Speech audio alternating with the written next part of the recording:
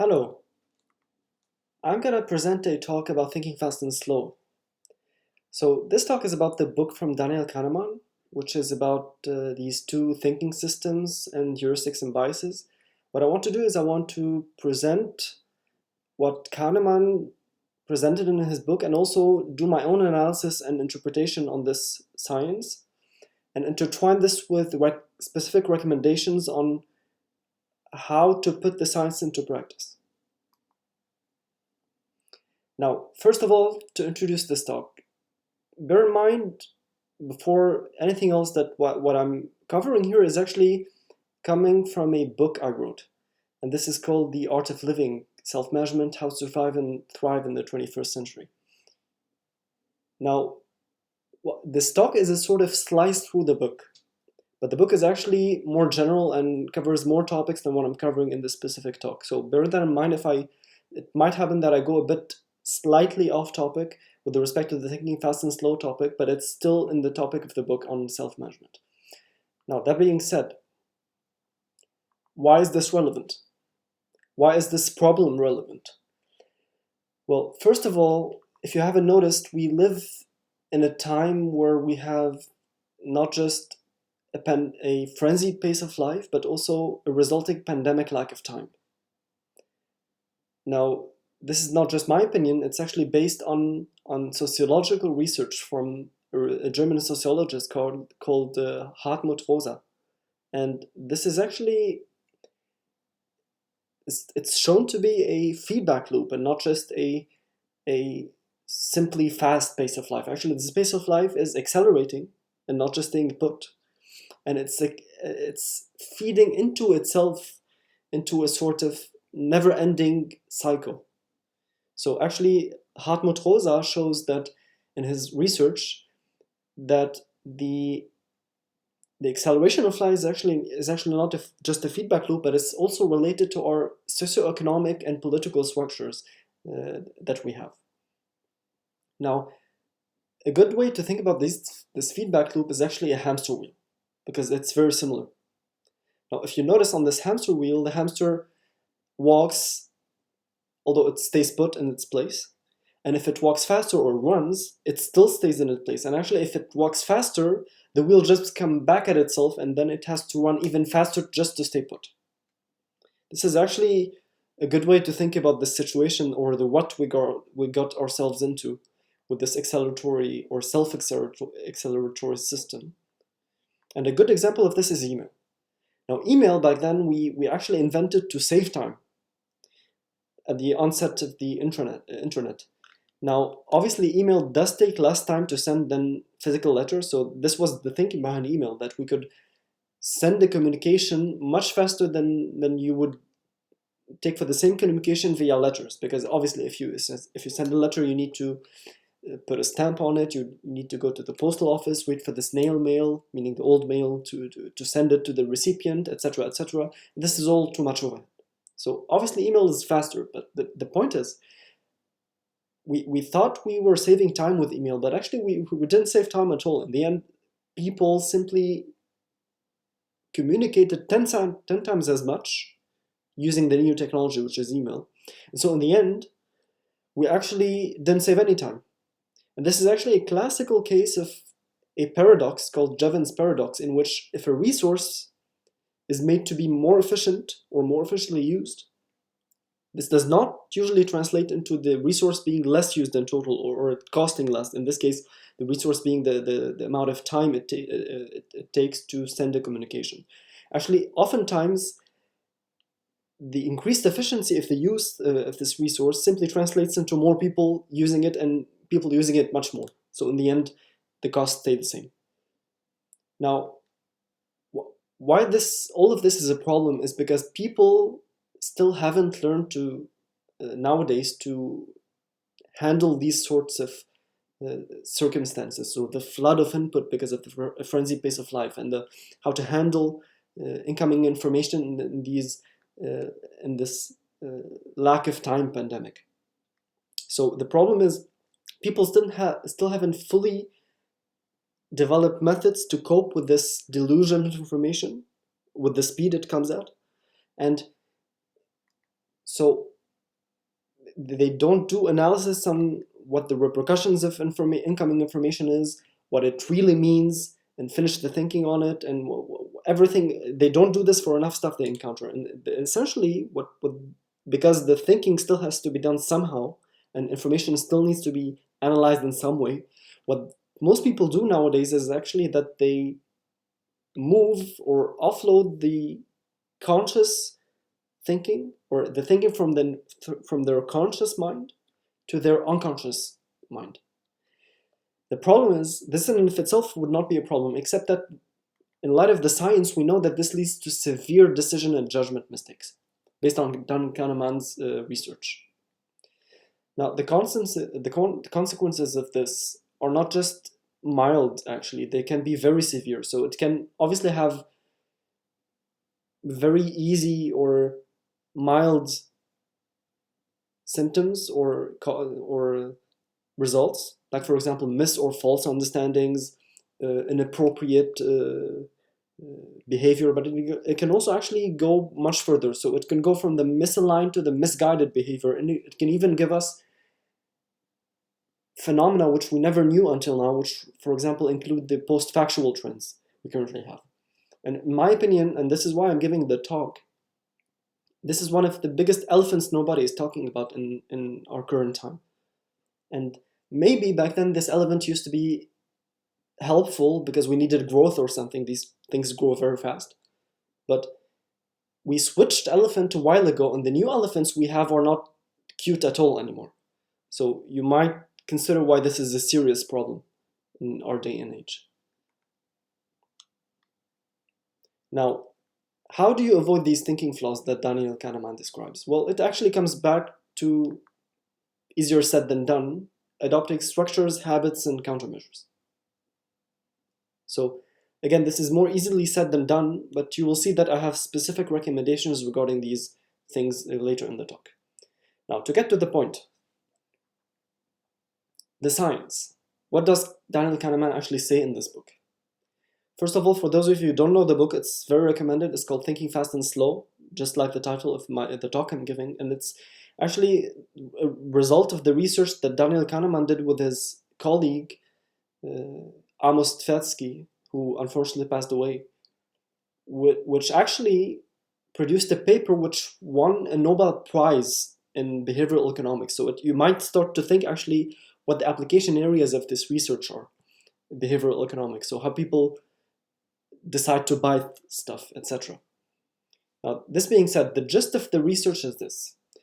Daniel Kahneman and his colleague, Amos Tversky, they found that the brain has these two thinking systems. So you have two cognitive systems to think with. One of them is a light system that is light on the brain. It usually operates fast, and it's this sort of habitual, easy, simple, oftentimes and very much unconscious and emotional and intuitive system for thinking. And the major aspect of the system is that it's very light on the brain in terms of functioning, but it's also very fast, and it can be used fast for thinking in fast-paced situations, but it's also favored, on the other hand, by fast-paced thinking. The other system we also use is called System 2, as Daniel Kahneman calls it. And this is actually a much more heavy system on the brain in terms of processing, let's say. And another aspect, important aspect of it, is that it runs slowly. This is usually the realm of deliberate, effortful, nuanced, and complex thinking, and a conscious thinking scheme. And it's also very much the rational system we use. Now, the major aspect behind the system is that it's slow, meaning it takes time to process stuff, and it's also favored by a slow thinking pace. Now, System 1 is actually, it can work wonderfully for many things. So, for example, driving a car, recognizing an image, recognizing a sound, etc. The catch is, this system is notorious for making mistakes. All sorts of cognitive heuristics and biases, which Daniel Kahneman describes, come from this system. And this also includes actually a lot of stereotypes, which are nothing else than another word for these heuristics and biases. So these mistakes are also what System 1 excels at, unfortunately. The heuristics and biases, these are sorts of shortcuts, thinking shortcuts. And the thing is, the System 1 needs them in order to operate fast, because oftentimes when you're operating fast, you need these shortcuts to get to the result faster. Now the catch is, the system is actually used by default by the brain. So unless people go out of their way to not use it or to favor using the other system, System 2, this is what you're going to use.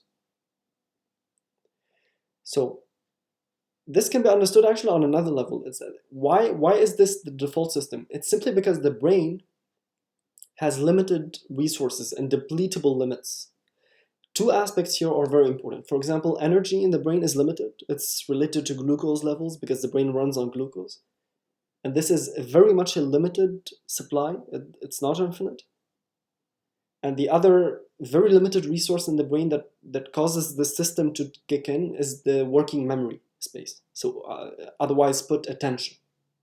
And attention is actually very limited in the brain. I'll come back to these depletable limits later, but it's only natural then, given these very limited resources and energy supplies, that the brain would favor using System 1 in order to skimp on energy, because it needs to keep running all day long, essentially.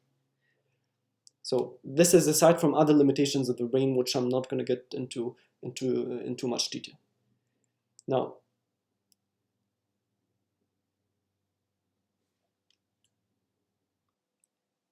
before I continue, it's good to think of these cognitive shortcuts, so to speak, just like optical illusions. Actually, in the both cases, the result is the same. The result is that both cognitive and optical illusions, these shortcuts, produce a distorted view of reality. So I'm going to give an example here. An optical illusion that is widely known is this illusion where you have two arrows, one is opening and one is closing. And actually for humans, because of how the human visual system works, it's actually the first line or the first arrow here appears shorter than the other one, although actually they're exactly of the same length. This is a known illusion called the Müller-Lyer illusion. And it's actually just one of many. I'm not going to go into too much detail here or offer other ones, but this is one good way to understand how these cognitive shortcuts work. And that the brain's processing systems, just like in the human visual system, but here in the cognitive system, give you a false understanding of reality. Which brings me to the heuristics and biases that Daniel Kahneman talked about. Now, these give a non-flattering picture, so I'm gonna try to be funny here in multiple examples. The most important of these biases is what you see is all there is heuristic. It's a heuristic that is a parent of other heuristics too. So it's actually a highly ingrained heuristic in the brain. It's very difficult heuristic to get over. What this means is that it's about ignoring the variables when you're considering something, or not considering everything there is to consider, or otherwise put, assuming that what you already know about something and what you're considering is everything there is. And this is why I'm using this monkey emoji here to remind you of this concept again and again in the talk. It's essentially the same situation as with the monkey, in that the monkey doesn't want to see anything and it's shutting itself off from reality. This is very much how this heuristic works. Now, it's actually apparent, as I said, of multiple other heuristics and fallacies in the brain's thinking systems. And one of these is the planning fallacy. The planning fallacy is essentially this. It's naively thinking that you can plan ahead in the long term, so come up with a very intricate and long-term plan, without having anything unexpected come up, which is actually naive in most cases. Or otherwise put, this is also the same fallacy that makes you underestimate how much time something will take, especially if it's an intricate or complex problem. Now, notorious examples of this fallacy exist in the world, so I'm not going to give many examples here. Usually a lot of public construction projects are involved here. One of them is the notorious case in Germany where the Berlin-Brandenburg airport took at least 3 times as much as it was planned to take, and then went multiple times over budget. This is actually a laughing stock in Germany. So I'm not going to delve too much in detail here, but examples here are widely known, essentially.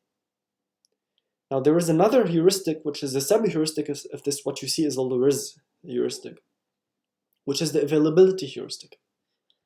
And to sum it up, this is about using the media or mentally related availability of something, how easy it is to recall or see or observe, and how frequently you observe it, as a shortcut for assessing the frequency or probability of it, or its importance in other cases.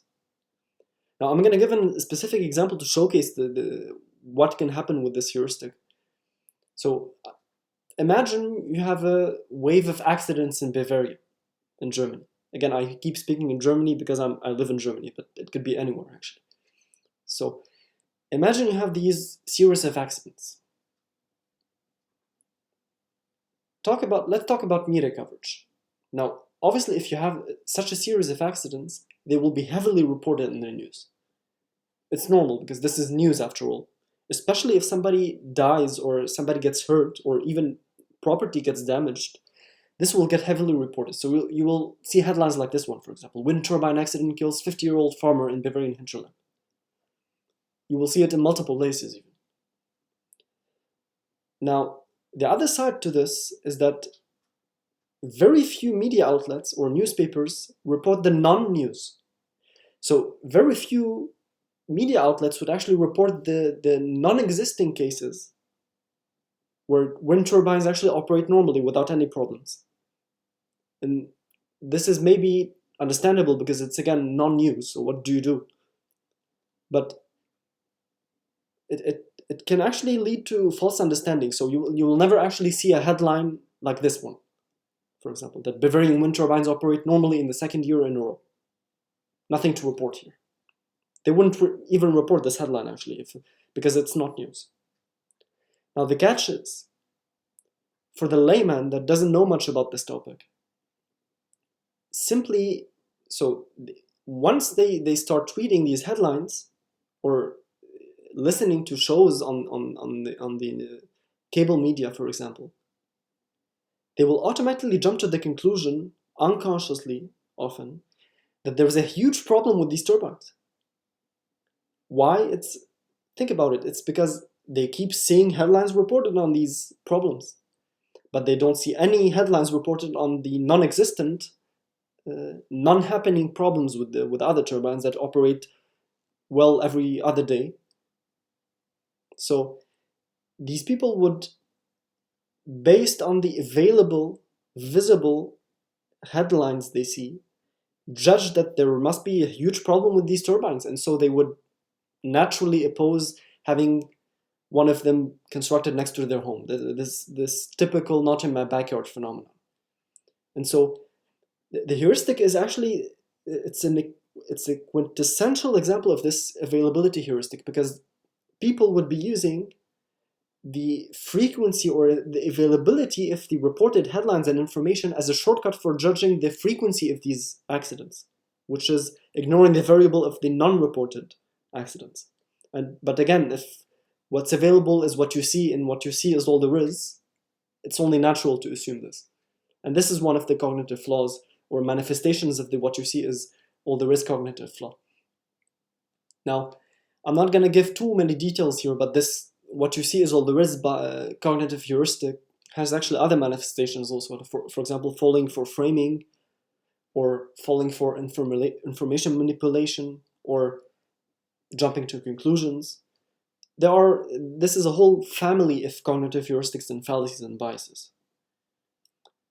Now, another interesting bias, which is actually technically a bias here from system 1, is what's called the anchoring bias. And this is actually about the reliance on chance numbers as basis for other numbers when the relationship between these two doesn't make any sense. So it's maybe difficult to understand, so I'm going to give a specific example here. Let's consider tomatoes and bikes. which obviously have nothing to do with each other, but bear with me for a while. Now, imagine your Italian friends or shopkeeper, let's say, tell you that they sold 2,000 tomatoes last week. Great. Because of this anchoring bias, let's say if you're buying a bike in a period right after this, noticing this number, it's more likely, it's actually scientifically documented that it's more likely that you're going to end up paying a price closer to 2,000 when you're negotiating, for example, simply because you saw the number 2,000 or you heard the number 2,000 when you were speaking about the tomatoes with your friend before. Even though this doesn't make any sense, obviously, because the impeccable logic here is that Italians produce tomatoes and Italians like to bike, and so you need to consider tomatoes when you're buying a bike. Yes, exactly. So this is one of the stupid, laughable situations the system can get you into, or laughable judgments, let's say. Now, there are also other ones which also lead to comical situations sometimes. For example, the substitution heuristic, in which if somebody is running on system 1 and you ask them a question, oftentimes they will answer a different but easier question without even noticing that this actually happened. And this is actually happens more often than you think. One other bias from the system is the confirmation bias, which most people know already, which is selectively favoring information that is already in line with your beliefs. And a bunch of other biases. I'm not going to go into too much detail here, but let's get to the actual solutions or non-solutions. Let's say some people think, for example, that expertise is a solution against these biases, or a protection, offers a protection against them.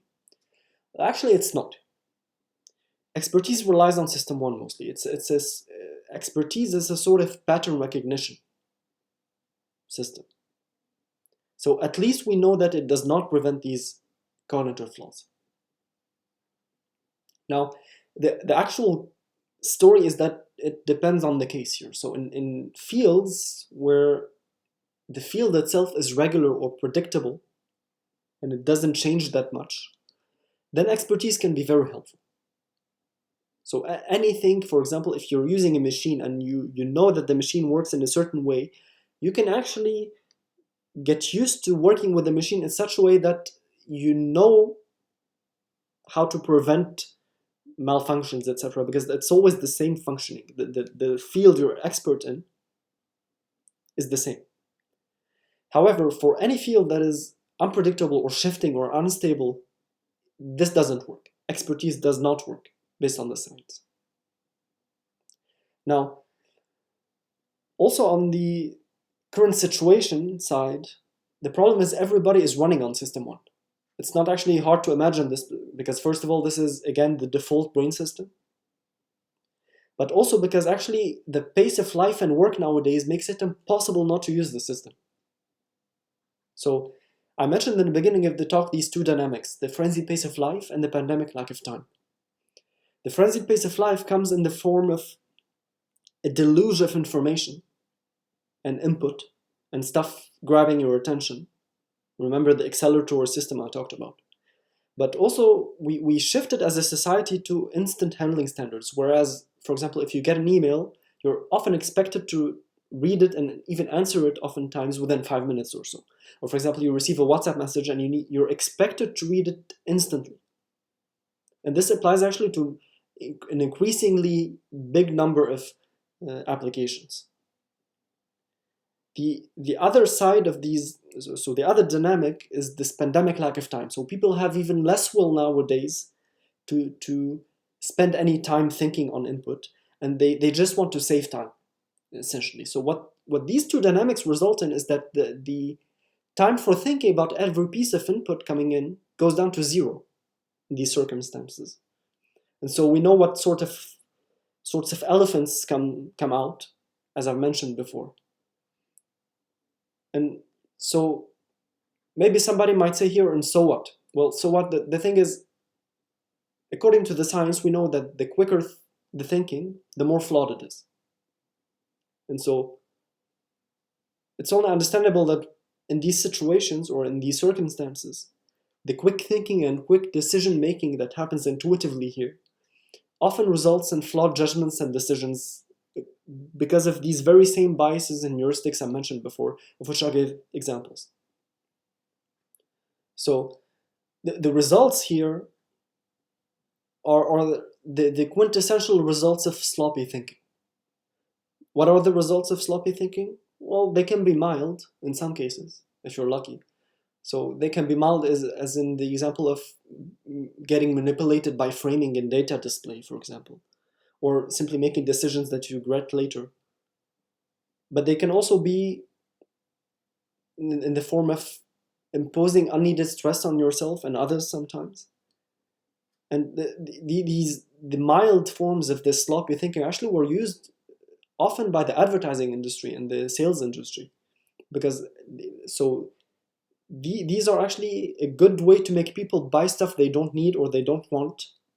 You should think about impulsive purchasing here. This is actually a typical tactic advertising or the sales industry uses. And this actually makes sense if you think about it, because actually what they do is that they shorten the time that you have to make a decision about buying something. And so it makes it more likely that all these cognitive heuristics and shortcuts kick in and come into play. And so you usually often fall for or take the easy decision to simply buy the thing. Now, this is just for the economy, let's say, or the mild forms of these sloppy thinking flaws. But there can be actually more sinister results. And the thing is, these cognitive shortcuts are simply the brethren of all the stereotypes that people have. This is the typical territory of sloppy thinking, again.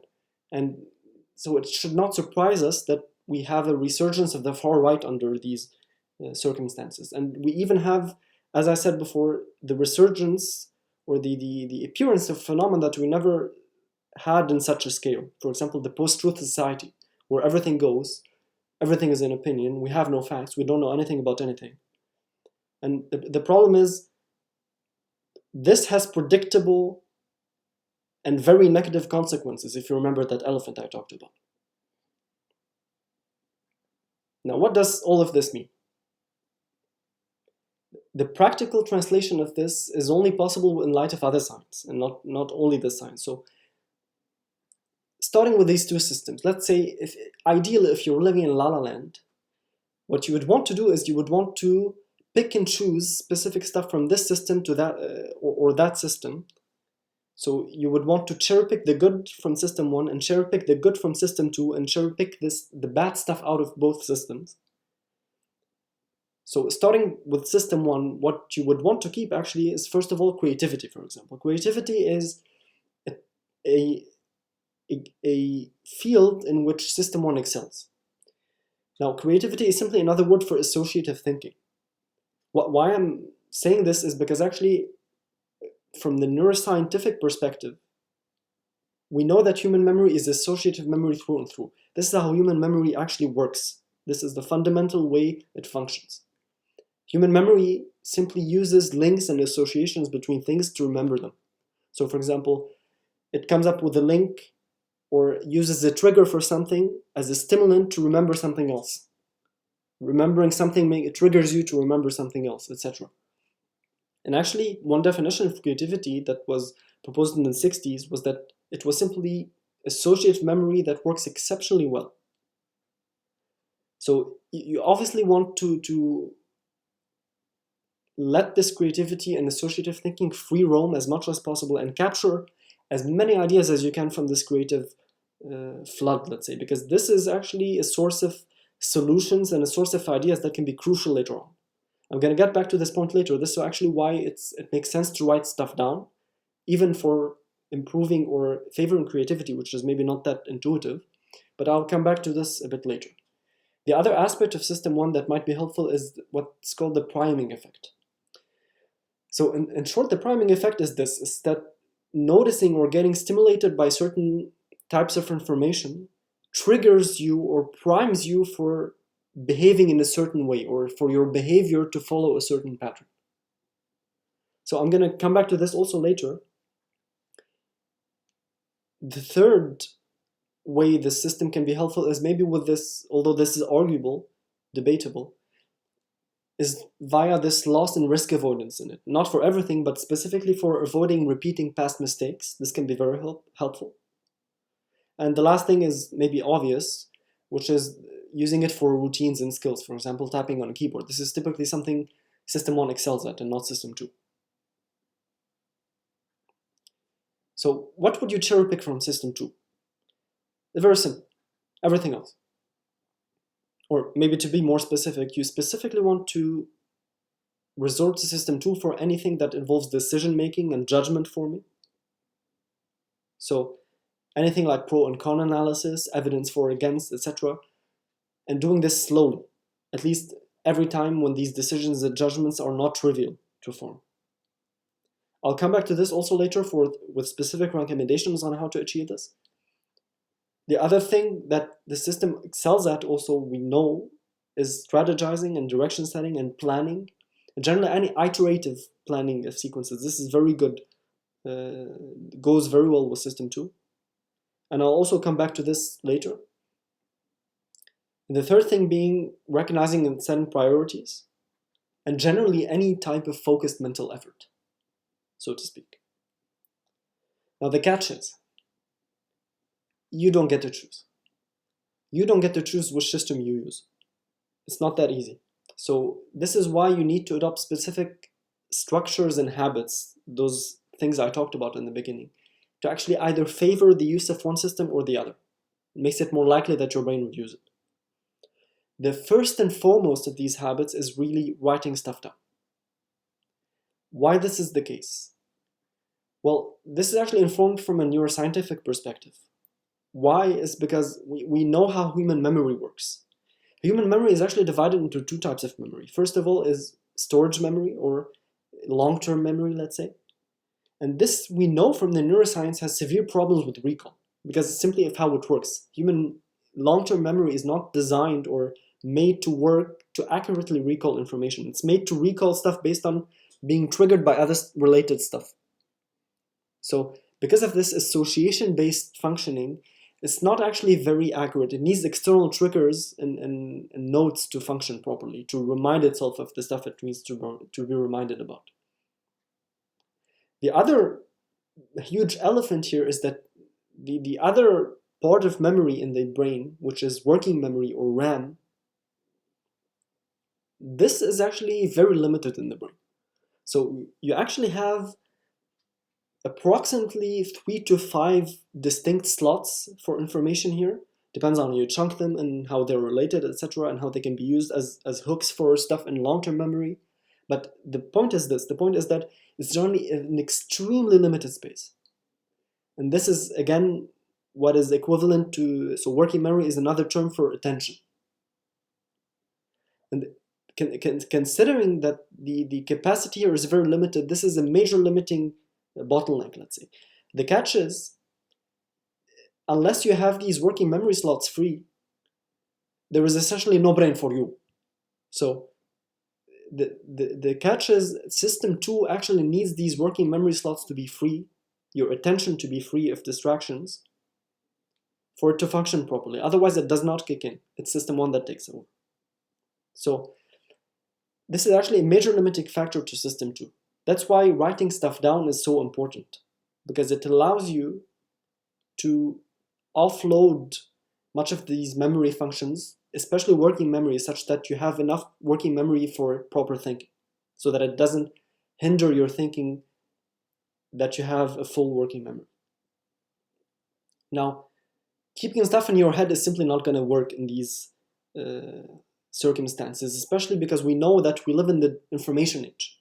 So if you're hoping that your attention will automatically or magically stay free, it will not in the information age. Because if you think about it, in the information age, these 3 to 5 slots you have there in the brain, these will get filled extremely fast.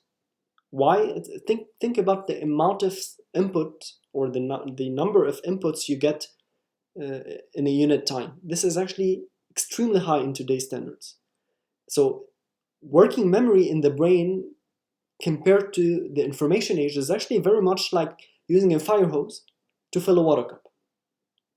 It will get filled extremely fast and therefore hinder your thinking capability. Now,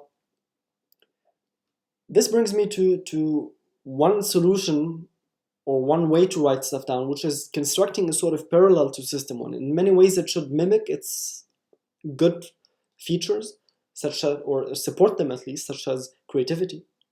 But it should also reject or leave out the bad and curtail the bad to some extent.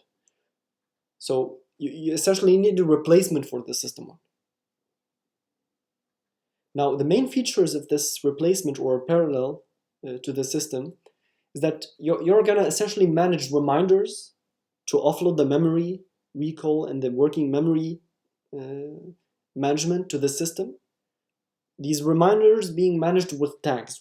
This is not just falling from the sky. Why I'm mentioning tags here is because tags actually map exactly to how human memory works, because of this associative thinking in human memory. Tags are actually just another word for associative memory, and examples are notorious here. So for example, Twitter or Instagram, there's a reason why tags work so blazingly fast on these platforms, because thinking about what is related to what, this is a typical fundamental functioning of human memory, associative memory. And so using tags will allow the system, this external system, to function much more naturally and map very well to your brain. The other important thing here is division by genre. So you need to know what reminders are actually related to decisions, what other reminders are related to to-dos, etc., what is waiting on others, etc., etc. Especially for decisions, this is important because this allows you to isolate them and to do better thinking on those specifically. So getting back to writing stuff down, there are also other good sides to this. So for example, the priming effect I mentioned before. One way to actually kickstart the priming effect in a beneficial way is by writing down your commitments. The thing is, if you write down your commitments, merely doing that in light of the priming effect makes you more likely to get ideas to how to close them or how to meet them. And so the writing a commitment down or writing something down contextualizes your ideas in order to support this commitment or get creative insight about it. So this can be very helpful. The other trick here is thinking while writing. So think about it. Most people think faster than they can write or type. So it automatically follows that if you only think while writing or typing, you force yourself to think slowly, or at least slower than how you usually think. So this forcing yourself to slow down can then automatically favor the reasoning by System 2 and not System 1. This has been also known for ages now, that writing helps structure thinking. Now, to keep all of this feasible, obviously you're not going to note down stupid stuff. Like, for example, I'm standing in a room currently where the walls are white. I don't have to note down that the walls are white. They're white and that's that. There's nothing to be said or done about it, unless I'm doing a paint job or something. But that being said, there is a huge benefit in terms of exhaustivity. So in terms of exhaustively writing stuff down, at least when it comes to specific issues and decisions. Why? Is because it helps you actually directly counter the heuristic I mentioned before, which is what you see is all the risk heuristic. Why is, think about it for a moment. If you keep recording stuff or writing them down until it's actually all there is, when it comes to a decision, let's say, if you keep noting down all the variables, anything that is worth capturing, essentially, until you have it in front of your face, you will actually end up with a situation in which it is actually all there is to consider. So the heuristic actually of the brain that is ingrained and difficult to get over becomes benign.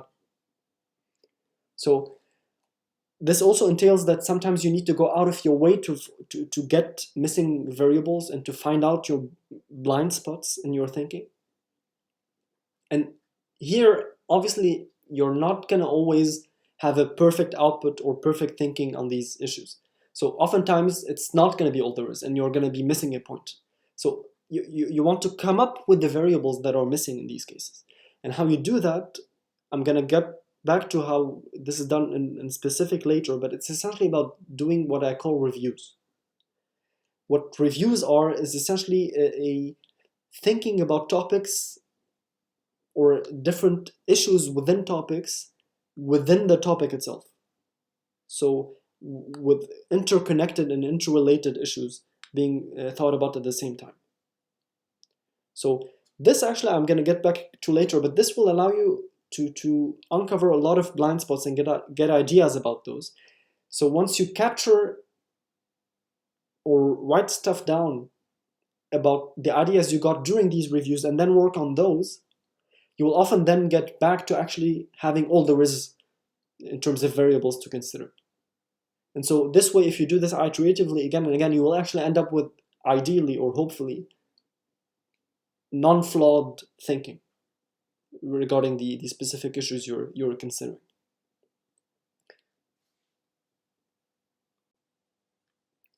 Now, on the other hand, there are also other habits to adopt here. So one of the most important habits that is related to writing these stuff down or writing things down is finishing the thinking on these written down notes. So if you write down something and throw the note out the window, it's not going to help that much. So the importance of finishing the thinking is that this is the only way to actually handle distractions and handle or block things from coming back and gnawing at your attention again. Why this is important is because, again, keeping your working memory free is critical to a favoring system 2 over system 1 in your thinking. And the only way to do this is really by preventing them from coming back into your working memory. And how you do this is you simply handle them one time and for all. So once and for all, instead of doing this recurrently. Now, one other side to these issues is sitting down and touching down with your decisions. So this is actually what I meant before by slow decision making. What you want to do here is actually you want to essentially send decisions to yourself in the future. So oftentimes you can use time as a blockage or as a means to actually slow down your thinking. So giving yourself time on decisions, and then for sending them to yourself in the future, you can actually use multiple things. You can use, for example, email services that send you emails in the future after a certain date, but there are also much better systems. I'm not going to go into too much detail here. The interesting thing is when you do this, and then when you couple this with analyzing decisions, so essentially you sleep on decisions and then you come back to analyze them after a certain point or after a certain amount of time has passed by, is you actually intentionally slow down your decision making, and you also oftentimes will notice that coming back after a while to reread your thinking, which is written down, that you completely missed the point, or that there was a major flaw in the thinking you wrote. And so doing this iteratively again and again multiple times, you will actually converge to proper non-flawed thinking in the end. So forms of this can include, for example, pro and con analysis, evidence for against, etc. Every time you keep doing this thinking iteratively and constructing your thinking at multiple points in time. And actually, essentially constructing your thinking at multiple points in time iteratively is essentially deconstructing your thinking. So it helps you actually really remove and diffuse flaws in this thinking thanks to the help of time. So these touchdowns I'm speaking about, you can handle them in two ways. It depends on the case. Obviously, if you have a certain deadline by which you need to take a decision, in that case you might want to have such a system or use the system to have these decisions show up at a certain date. Or you can, for example, use them and do these decision-making practices in what I mentioned just before, which are these reviews. The important thing in both cases here is splitting these decisions up, because we know that the one way the energy in the brain depletes and so makes system 2 more difficult to use, or it prevents system 2 from functioning, is that if you keep making decisions, every decision will use up a certain amount of energy. And so splitting these up across time will actually prevent you from depleting your energy stores and ending up in situations or moments of time where you essentially have no energy left for thinking and you simply have to use system 1. So what I meant, this is one way to do it with the touching down on your decisions. You can revisit the decisions though in another way, which is instead of having them come to you, you yourself going to them and recalling them from your external system. This is typically what happens in these reviews I talked about. So first of all, to introduce these reviews, why they are important and why they're helpful is because of what I mentioned before. If you're using these tags I mentioned, you can actually recall a set of issues or a set of reminders to remind yourself of issues related to a single specific topic. This is actually known based on the science, on the cognitive science from Daniel Kahneman, that it helps or decision making, or it prevents these decision making flaws I mentioned before. So it prevents the heuristics and biases, because this is a different paradigm of evaluation of these decisions. Essentially, especially when you do this, when you're evaluating multiple decisions jointly, instead of taking every decision alone on its own, we know from the science that this broader framing helps curtail system 1's biases and heuristics. So what this comes down to is what I mentioned before. So it's really about reviewing multiple issues related to specific topics, and oftentimes coupling this with the thinking about decisions. So the other alternative to doing these touchdowns with your views is going yourself out of your way to them and then checking your thinking on them.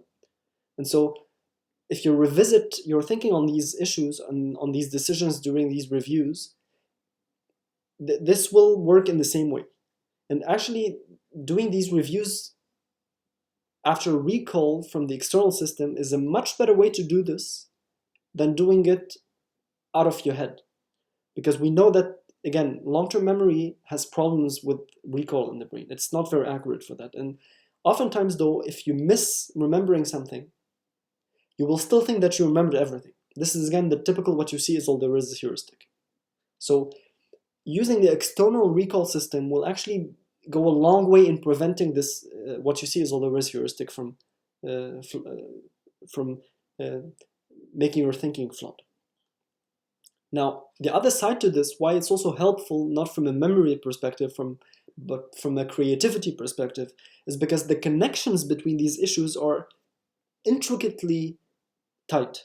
This is because, again, all these issues are related to a single topic, so it's only natural that connections occur more frequently, let's say. Actually, if you review such a list of decisions and other issues related to a single topic, your brain just can't help it but to come up with associations and relationships and see patterns, because this is the underlying functioning of how human memory works. Your brain just can't help it but to make associations. And once it gets recalled, once these information or issues get recalled, it becomes very easy for it to do these associations. So essentially the triggers or the recall reminders you use from the external system are going to activate all sorts of memory networks by association. Everything is going to collide with everything else. So having multiple ideas simultaneously activated will make this creativity and creative insight much more easier to get. Much easier. Now, one other side, how these reviews can be very helpful against some specific biases, is against this planning fallacy I talked about before. How do you prevent the planning fallacy? It's actually, there is a very direct way to prevent the planning fallacy, in which you intentionally abstain from making long-term intricate plans and instead only plan for the right ahead road alone. So only plan as far as the plans can stick and not make unrealistic long-term plans. And then following the near end, right ahead plan, which you know, at least in all probability, it would stick because it's only a short-term plan. And then after doing this and after taking certain amount of actions on the plan, coming back again and then doing these reviews and readjusting and reviewing and replanning and rethinking. So oftentimes this will actually allow you to uncover blind spots, because after doing some actions on certain issues, you will actually uncover issues that you didn't know before when you set out the plan at the beginning. So oftentimes this readjustment, what scientists call feedback control in the literature, is very helpful for avoiding this planning fallacy. One other way these reviews, especially when they're done from multiple perspectives, can help is that they allow you to, in other ways, to avoid blind spots or cognitive blind spots. So essentially, seeing ideas, big ideas, when they're related to high-level commitments from multiple perspectives is guaranteed to give you a reduction of what you see as all the risk heuristic.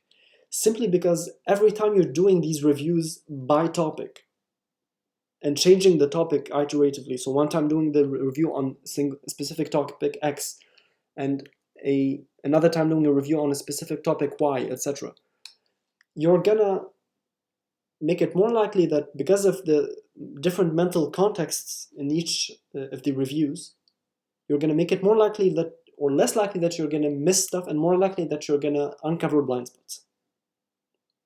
So it's very likely that the blind spots will occur to you during these, after reviewing the same thing from multiple perspectives. Now, this is a huge benefit, obviously, but doing this for any decision is maybe a bit overkill, obviously, but you don't have to. So getting multiple perspectives in your head to have a bigger framing of consideration does not necessarily have to go through reviews. Actually, one other way you can have these multi-views of ideas is simply by recognizing the topics with which the ideas are related. And here the tags come in again to help. The tags identified on a specific reminder or issue, these are actually the indicator for you to know what the issues related to this reminder are. And we know, because of the functioning of human memory via association, that these tags are actually going to be very accurate the moment you enter them. The recognizing the topics related to specific issues is very easy on the brain.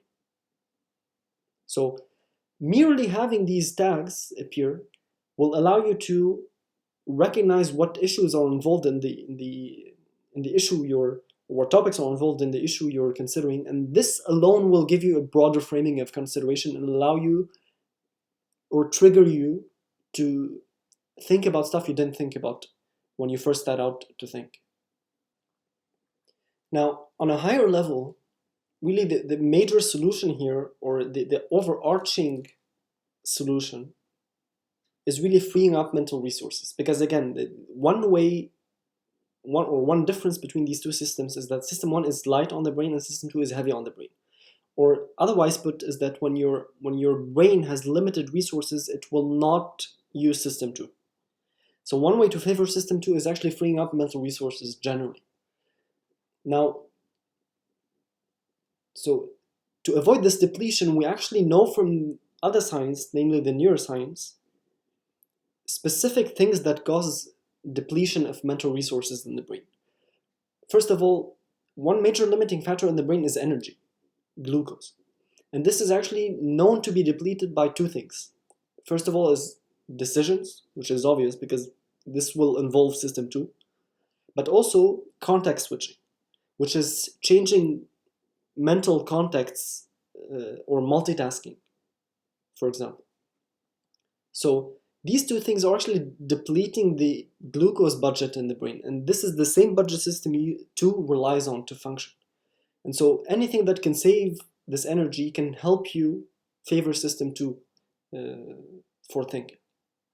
Now, one way to actually free up these mental resources is using what I call the 5-minute rule, or my appellation of it is the don't be ridiculous rule. Essentially, anything that takes less than 5 minutes to focus on, or anything that you can't focus on for less than 5 minutes, for more than 5 minutes, you're better off doing in batch or on the spot.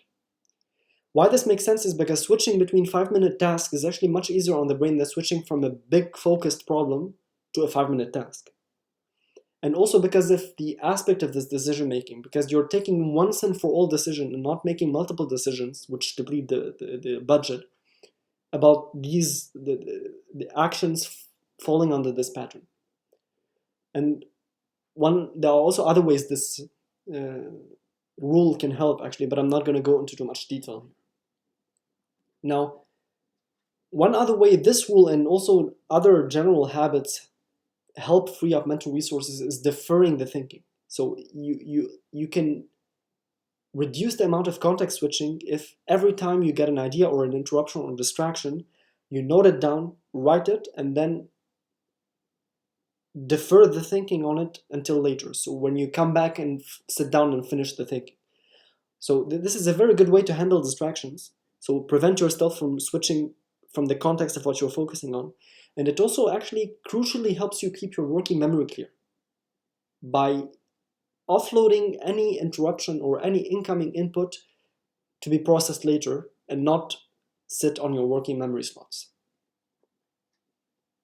Now, one other way these mental resources or freeing up these mental resources can help is that simply by the fact of having exported a lot of material, you can actually use this as fodder for many things, including creativity. So, first of all, the external material or the reminders you're exported have the advantage of avoiding system one's memory biases. They are external to the system, and so they are external to its biases. So you don't have problems with memory and recall and memory making you remember only a subset of the variables you need to consider and still giving you the impression that you remembered everything, since what you see is all there is. You will avoid these problems. But on another level, which is more important for creativity, we know that creativity or this associative thinking in the brain does not work when the memories under consideration are not activated. You need actually to activate these memories somehow, whether consciously or unconsciously, in order for creativity to then do this associative mapping between them and coming up with creative insight. This is actually one very important way why using these external reminders and tags is very important, because it allows you to activate an arbitrarily big number of memories at the same time fast. Essentially what I talked about before in terms of activating multiple memory networks at the same time. When all these memories activate at the same time, this is a working recipe for creativity. The other side of freeing up mental resources is actually freeing up the actual time for thinking. So we know system 2 is not just a heavy system on the brain, but it is also a time-consuming system. You can't think properly about stuff if you're thinking fast. You need time for thinking. And so oftentimes setting up the space, the temporal space to think goes a long way in helping using system 1. More generally, on a higher level, freeing up mental resources is actually done via enhancing your ability to focus and improving your mental space. I talked about this at multiple points until now, but one way this happens is offloading the remembering, which is very important because of the recall and memory biases of system 1, but also finishing the thinking because of working memory and how finishing the thinking prevents stuff from occupying your attention or your working memory. And the last thing, which is not to ignore, is eating actual foods with nutrients and getting enough sleep, because both these things are also essential in terms of mental resources. Now, to get back to more practical levels, there are other ways to avoid these heuristics and biases. For example, one way to avoid this planning fallacy I talked about is avoiding spurious or artificial deadlines and wishful thinking generally. So artificial deadlines are naive or wishful thinking at best. This is actually the quintessence of the planning fallacy, because you just can't know what comes up, at least when the plan is long-term. And so coming up with these deadlines, naively thinking you can stick to them, is not going to work. The solution is using fuzzy priorities instead, the sort of automatically shifting or automatically renegotiated priorities. I'm not going to go into too much detail here, but essentially there are specific systems you can use here, which you can find in my book. Now, the last thing I want to talk about is specifically about meetings. Now, in light of all the science I presented here, and in light of all the recommendations, why are meetings a problem? Well, according to the science, we know that proper thinking is slow thinking. We need to think slowly before taking decisions in order for these decisions to be devoid of flaws. Now, in order to avoid doing these rash decisions, there are specific structures I talked about. The thing is, it's impossible to do these structures or do this slow thinking in meetings for two reasons. The first reason why this is impossible is because of the lack of time. Let's face it, most meetings are about thinking real time and fast. So this is normal, obviously, because there is a time restriction on most meetings. So people are generally pushed to think real time and fast, on the fly. And also because of the verbal communication. People are not thinking in writing. People are thinking in verbal means. And so they automatically think faster than how they would have thought if they were writing down. And the last point is cultural norms. So for example, if somebody stops speaking in a meeting, automatically somebody else will start speaking to fill in the void. People can't even get 10 seconds to think slowly about an issue and take time to reflect in these meetings. This is actually a general problem. Now, the other thing that makes meetings impossible to pair with system 2 thinking is because of the lack of mental bandwidth. Remember the freeing up the mental resources I talked about before. So most people in these meetings, again, are operating mentally. Why this is a problem is because we know working memory has huge, very restrictive limits in the brain. So again, working memory can at most hold 3 to 5 different slots of information. And when working memory is full, we know that it hinders proper thinking. And it actually prevents system 2 from functioning when it's full. The problem is oftentimes people will still think they're on top of it all in these meetings. So when they're considering an issue, especially a complex decision or a complex issue, they will oftentimes, because of the limited working memory space, be considering only a very small subset of the variables to consider. And they will still actually, because of other overconfidence biases, etc., they will still think they're actually on top of it all and they're thinking of everything there is to consider. Again, since what you see is all there is, and remember that monkey. And so inevitably the decisions resulting from these meetings are going to be flawed and involve a lot of these cognitive shortcuts and biases, especially everything that involves the what you see is all there is heuristic. The other problem is that oftentimes just for the mere fact of remembering information, human memory is going to be fallible or going to have very predictable recall problems. And so mental operation is not going to work with this. The result is oftentimes in these meetings that people do the single evaluation, not the joint evaluation I mentioned before, essentially thinking of stuff in isolation, taking decisions only while considering the very decision they're taking, even with a subset of the variables to consider and not all of them, but also in isolation to everything else that might be related to this decision. So one other problem with these meetings, and in terms of lack of mental bandwidth, is that oftentimes the people taking the decisions in meetings, especially in work environments, are people who don't have proper knowledge or consideration of the actual consequences of these decisions or how they translate into actions.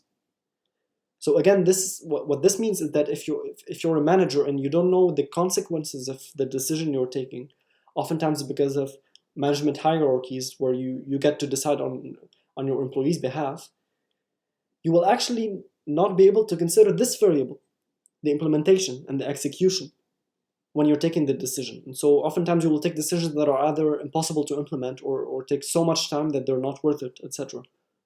And so this is actually a good reason why knowing how to execute and knowing what you're doing in and of itself helps in decision making, because knowing how to execute, it becomes an automatic skill to predict the consequences and the actual action plan of the decisions you're taking. So you can consider that variable at the same time when you're taking them. So the general paradigm here should be, instead of the decisions being taken by people who don't know the consequences and actions related to them, that the decisions be taken with their knowledges. So essentially, if you forget about what I just said, if you forget about my recommendations, what is the worst form of decision making you can do? You compare this with meetings. You obtain loads of information fast. You think about the information for 1 or 2 minutes, and then you decide on the issues directly on the spot. Well, this is exactly what happens in meetings, without further thinking at least. So then what? Well, there is an alternative, obviously. The best is to leave meetings for discussions. So discussions are not decisions, they're just discussing issues. And essentially, you want to take notes during the meetings about the discussions that happened. Finish the thinking slowly later after the meeting and not inside the meeting because of all the reasons I just cited. And then, as needed, sharing the output of the thinking later. Now, obviously, in some cases, you might still need to decide in common with other people on certain stuff. But in these cases, you should still not forget the recommendations and the science I just presented, in which case, a couple of things help. The first of them is removing the time pressure. The time restriction will favor system 1 thinking. The other thing here is that you need to allow people time to think. So we need to drop this cultural norm of not leaving somebody 10 seconds to reflect during the meeting and hopping in directly into this discussion. Leave people the relaxed time to reflect. The other thing to consider is keeping the variables related to the decisions being taken written down and shared with everybody to see, so that you are not using the working memory of the brain to track them mentally. And then one other thing, which is actually coming from a colleague of mine as a recommendation, is handing out pre-reading material for people to read before the meeting and think about before the meeting, and maybe just come back and inside the meeting and then harmonize existing pre-decisions that everybody already took. So essentially extending the time that people think about the issue.